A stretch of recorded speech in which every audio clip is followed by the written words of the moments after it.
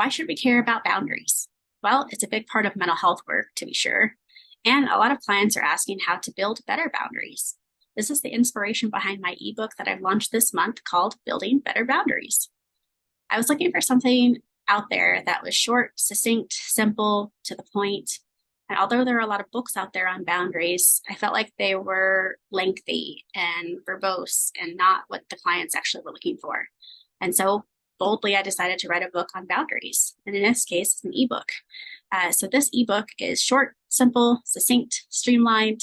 It has a quiz for clients to explore where their boundaries are in the moment and can be used to assess boundaries as they do the work, whether they do that work on their own or therapeutically with a support person or with a therapist, coach, or mentor or whatnot. So the quiz is the first part of the ebook. And then we go into some examples of the 5 types of boundaries. So looking at physical boundaries, sexual boundaries, emotional boundaries, relational boundaries, and financial boundaries. So I define each of those. I give some examples of each, and then I also give examples of what I call conscious boundaries. So things that feel very intentional of how do I evoke this boundary? How do I monitor it? How do I respect it? How do I set it with others?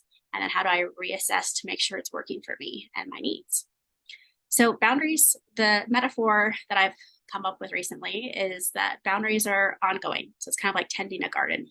You don't plant something and then you never think about it again. You have to plant it, strategize, see what grows, reevaluate, prune what doesn't, and then the next year, do the next part of your growth.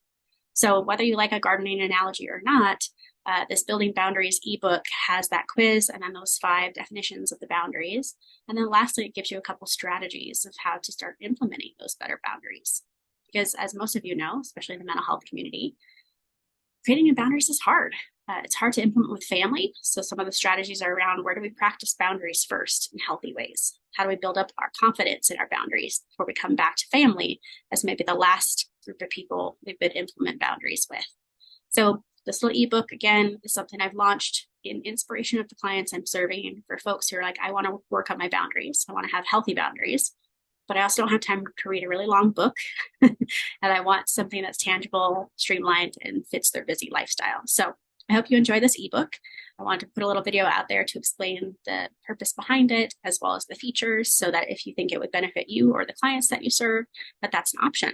And hopefully you feel like it's affordable for all the things that it includes. So $5 ebook gives people that quiz, the definitions of the 5, gives a couple little stories of clients who are implementing those boundaries, and of course, gives you some ideas of how to implement and practice better boundaries. So hopefully this is helpful to all of you. Thanks for listening. See you in future videos.